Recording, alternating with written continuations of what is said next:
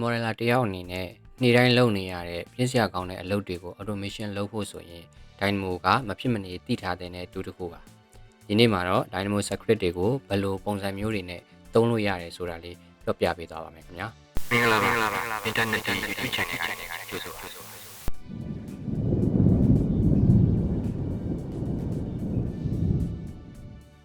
ကို share ပေးလိုက်တဲ့ Dynamo script ဖြစ်ဖြစ် download လုပ်ထားတဲ့ Dynamo script ဖြစ်ဖြစ်ပေါ့နော်ကျွန်တော်သုံးမယ်ဆိုရင်ဘယ်လိုနည်းတွေနဲ့သုံးလို့ရမလဲဆိုတာကိုဒီဗီဒီယိုထဲမှာပြသွားမှာပဲဖြစ်ပါတယ်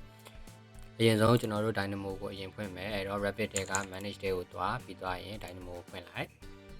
Dynamo ထဲမှာ open နဲ့ကျွန်တော်တို့ခုနတုန်းက down ထားတဲ့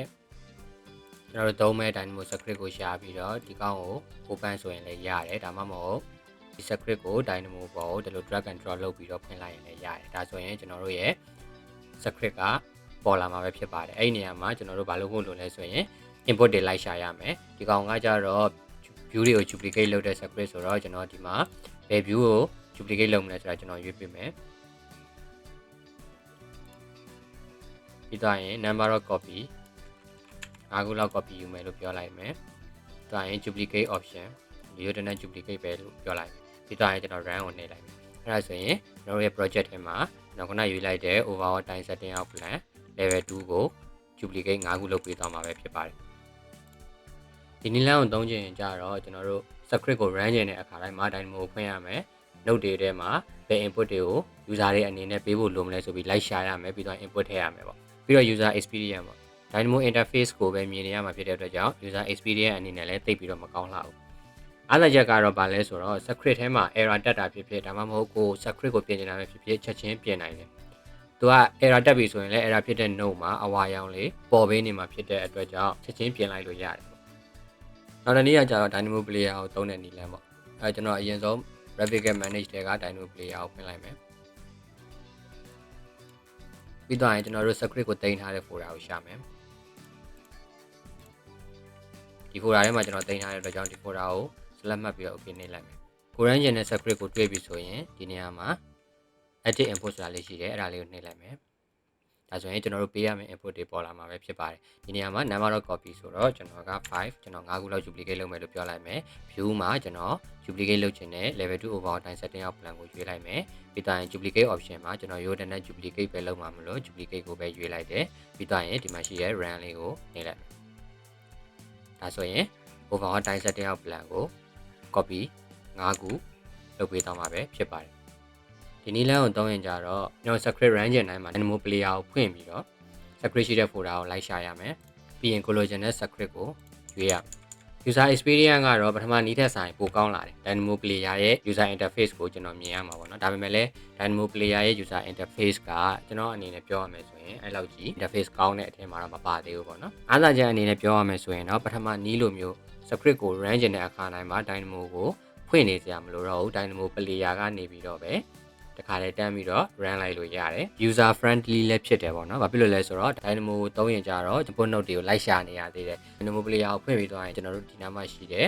edit input ဆိုတာလေးကိုနှိပ်လိုက်တယ်ဆိုရင်ကျွန်တော်တို့ပေးရမယ့် input တွေအကုန်လုံးကိုဒီမှာပြပေးထားမှာပဲဖြစ်ပါတယ်ဒီလိုမျိုး input တွေကို list အနေနဲ့ Dynamo Player မှာပြဖို့အတွက်ဆိုရင်ကျွန်တော်တို့ Dynamo ထဲမှာလုပ်ထားခဲ့ဖို့လိုတဲ့အချက်တွေရှိပါတယ်အဲ့ဒါကဘာလဲဆိုတော့ input note အနေနဲ့တေချာ assign လုပ်ခဲ့ဖို့လိုပါတယ်ဘယ်လို assign လုပ်ရမလဲဆိုရင်ကျွန်တော် user ကနေပြီးတော့ဘယ် view ကို duplicate လုပ်မယ်ဆိုတာကိုပြောဖို့လိုတယ်လေအဲ့တော့ကျွန်တော်တို့က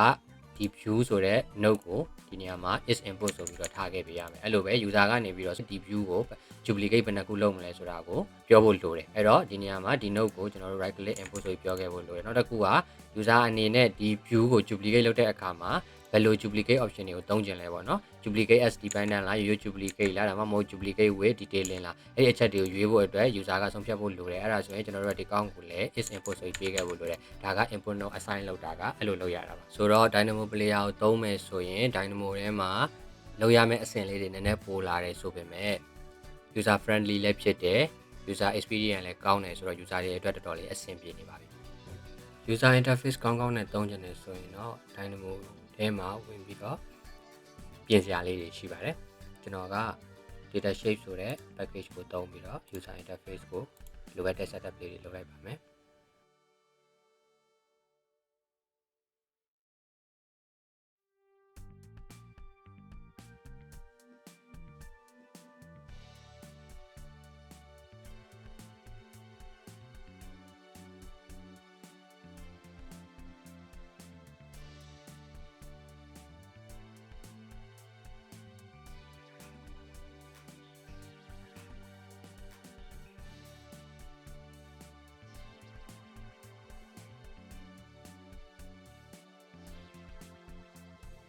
data sheet ကိုသုံးပြီးတော့ setup လုပ်ပြီးသွားပြီဆိုရင်တော့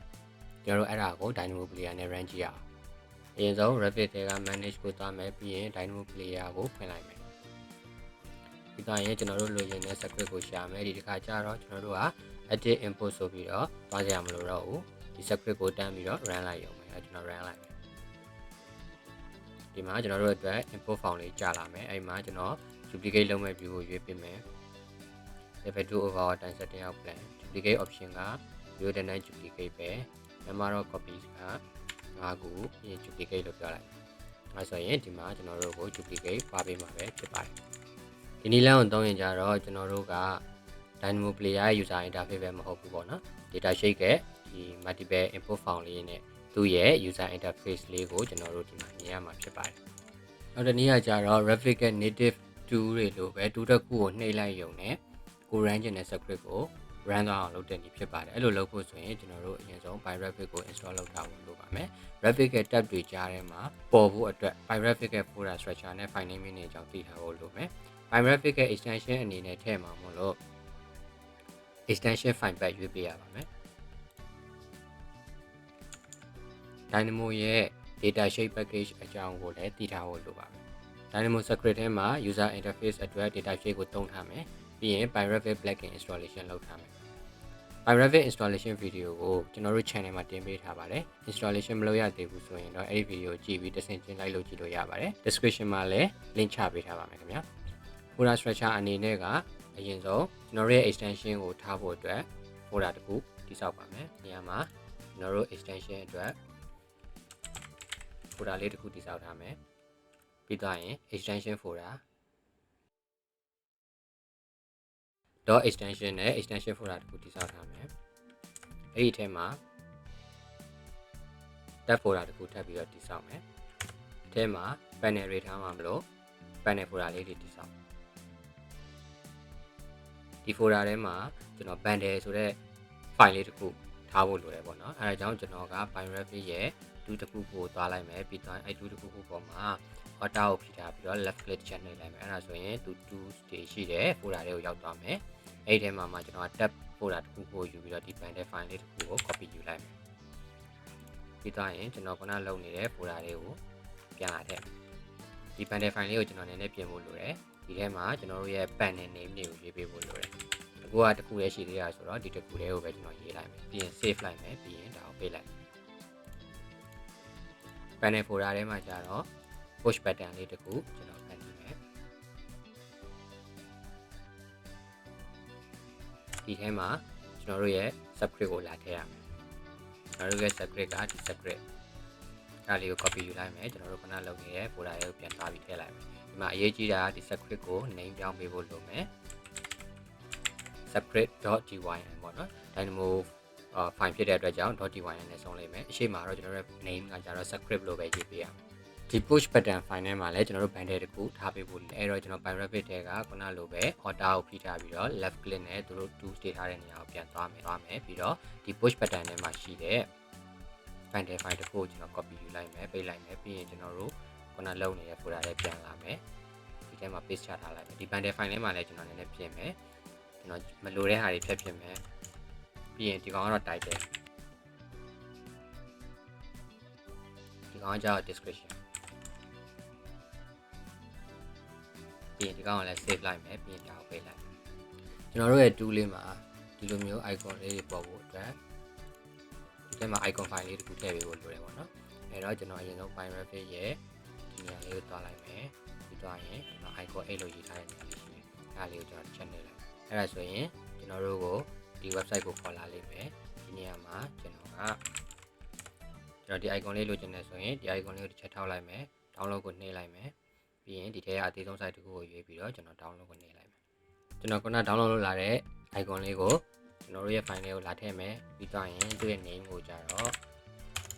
icon လို့ပေးခဲ့ရမယ်ဒီမှာအရေးကြီးတာကကျွန်တော်တို့ရဲ့ script file ရဲ့ name က script လို့ပေးခဲ့ရမယ် icon ရဲ့ name ကို icon လို့ပေးခဲ့ရမယ်ဒါဆိုရင်တော့ကျွန်တော်တို့ရဲ့ folder structure setup ကပြီးသားပြီပဲဖြစ်ပါတယ် extension အနေနဲ့ထည့်ဖို့ဆိုရင်ကျွန်တော်တို့ PyRevit ထဲကိုသွားပြီးတော့ PyRevit ရဲ့ setting တွေကိုသွားဖို့လိုပါမယ် setting ထဲမှာ app folder ဆိုတာလေးရှိတယ်ဒါလေးကိုနှိပ်လိုက်မယ်ပြီးတော့ရင်ကျွန်တော်တို့ရဲ့ extension ရှိတဲ့ folder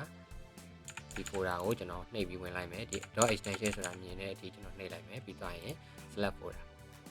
ဒါဆိုရင်ကျွန်တော်တို့ရှိမှာ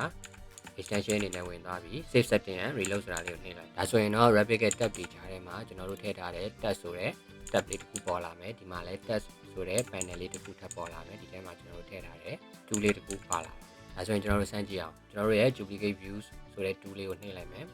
ကျွန်တော်တို့က data shape ဆိုတဲ့ package ကိုသုံးထားတဲ့အတွက်ကြောင့်ဒီလိုမျိုး font လေးပေါ်လာမယ်အဲဒီ font ထဲမှာ